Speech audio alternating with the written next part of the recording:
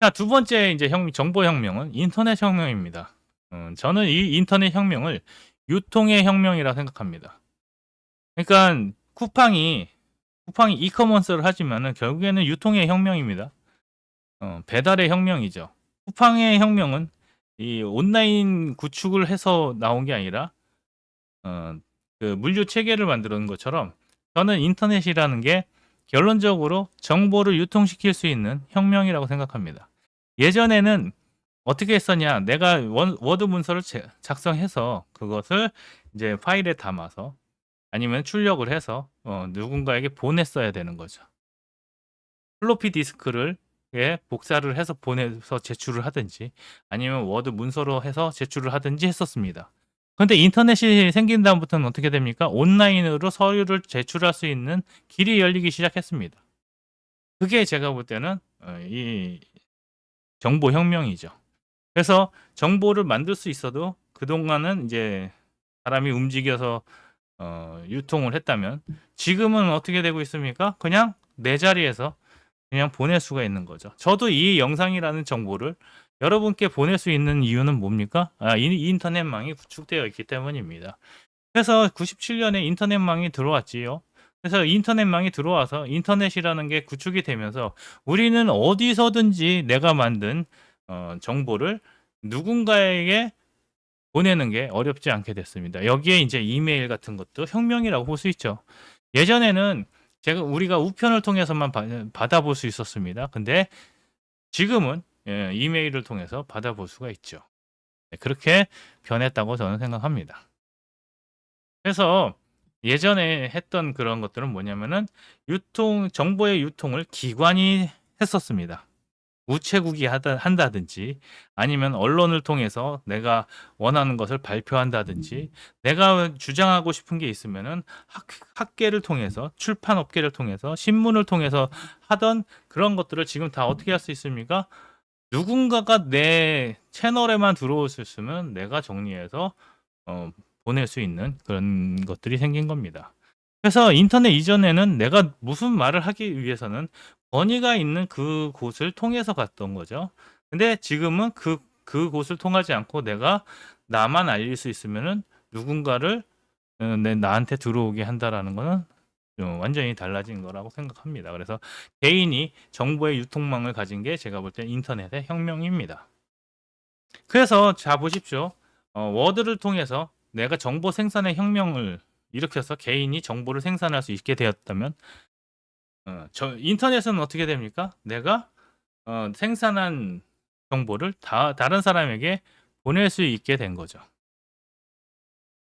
그런데 이제 인터넷에서 생긴 문제는 뭐냐면은 정보 양이 엄청나게 많아지기 시작합니다. 왜냐하면은 그것을 필터링 해줄 수 있는 사람이 사라졌기 때문이죠. 이해가 되시나요?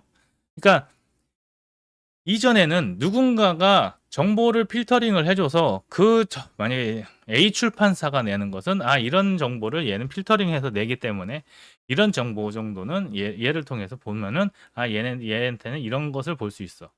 신문을 통해서 본다라면은 이 정도의 지식은 신문이 편집자들이 걸러서 보내주기 때문에 괜찮아 이렇게 하기 시작했죠. 그런데 그게 이제 그 권위가 무너지기 시작하면서 누구나 말할 수 있었잖아요. 유통을 할 수 있는 어떤 권위가 무너지면서 누구나 말할 수 있게 됐습니다.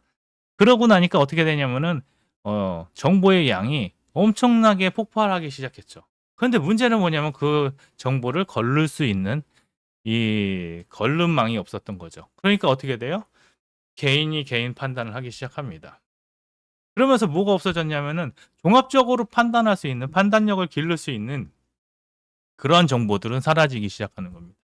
그러한 정보들은 누가 가져요? 소수에게 가는 겁니다. 소수의 지식인에게 가서 그 지식을 가진 사람들이 정보를 컨트롤하기 시작합니다. 그리고 그 지식이 없는 사람들은 어떻게 돼요? 전체에 돌아다니는 쓰레기만 수집을 하게 되는 겁니다. 그러니까 정보는 많아졌지만 가치 있는 정보들이 가치 없는 정보에 묻히기 시작을 했잖아요. 그러면 누가 이제 이기기 시작하냐면 그 가치 있는 정보를 누가 가져가느냐예요. 그 가치 있는 정보를 누가 판단하느냐지. 내가 전문가가 아닌데 그게 가치 있는 정보인지 가치가 없는 정보인지 어떻게 합니까? 그런데 폐쇄적인 집단들은 이거를 좀 폐쇄적으로 가져갔던 게 사실이에요. 언제까지? AI가 생기기 전까지. 그래서 전문가 집단들, 뭐 의료라든지 아니면 법이라든지 이런 집단들은 자기네들의 전문성을 상하탑에서 지켜가면서 자기의 전문성을 지켜가면서 이제 돈을 벌 수 있기 시작했던 거죠. 그 자기의 그 지적 권위를 지키기 시작했습니다. 그런데 이제 AI가 탄생을 했죠. 제가 볼 때 이 AI가 탄생한 것은 뭐냐?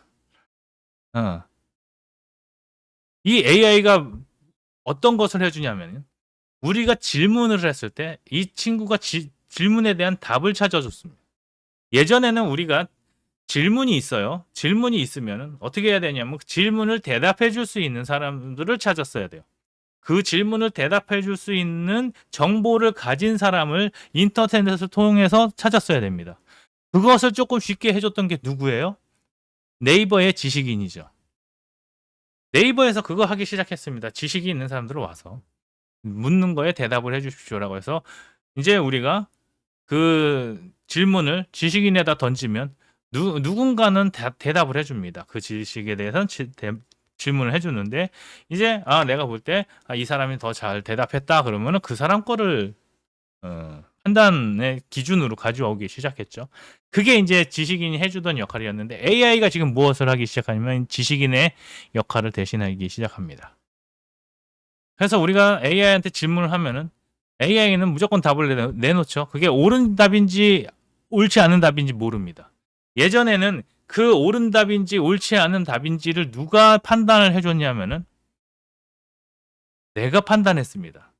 내가 서칭을 하고 내가 검색을 해서 내가 한 질문에 대해서 누군가가 대답을 했다면 내가 이거는 논리적으로 이 사람이 잘 설명했네. 이거는 이 사람이 팩트를 더 많이 가지고 있네.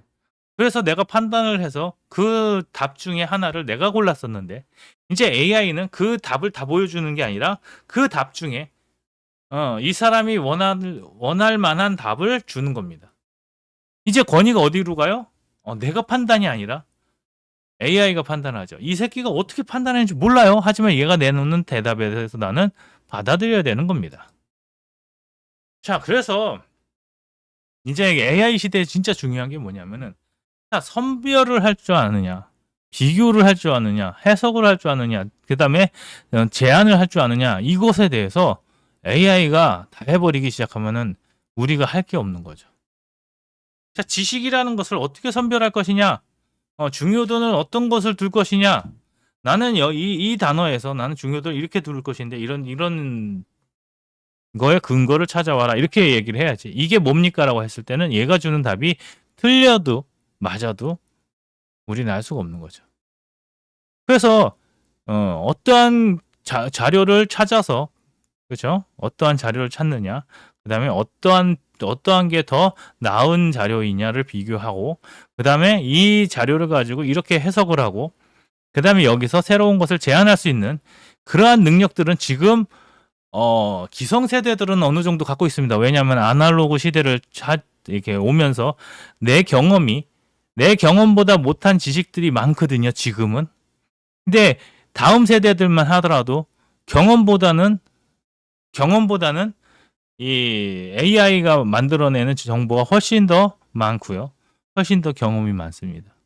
지금은 인간이라는 사람들 중에 경험이 많은 사람들이 너 이거 잘못해석했어. 너 이거 잘못한 거야 라고 꾸짖을 수 있습니다. 지금 교수님들이 AI를 쓰는 한 7, 80%의 시간들을 다 AI를 꾸짖는 데 쓰고 있습니다. 근데 이런 것들이 다 모여가지고 AI가 학습을 하고 어느 정도 이제 샘플링이 되기 시작하면 그 다음부터 뭐 하냐면은 인간을 가르치려고 들 겁니다. 인간이 이거 아니라고 하는데도 아닙니다. 이거는 어떤 권위에 의해서 이렇게 설명이 됐기 때문에 당신이 생각하는 건 틀립니다. 이렇게 얘기할 겁니다. 어느 순간부터는 그럴 거예요. 지금은 우리가 충분히 AI를 다 깨부술 수 있습니다. 너 이거 이렇게 해서 근데 얘네들이 이거를 다 학습을 하고 이게 학습 도구가 되기 시작하면 그 다음부터 어떻게 될 거냐? 인간을 가르치려고 들 겁니다.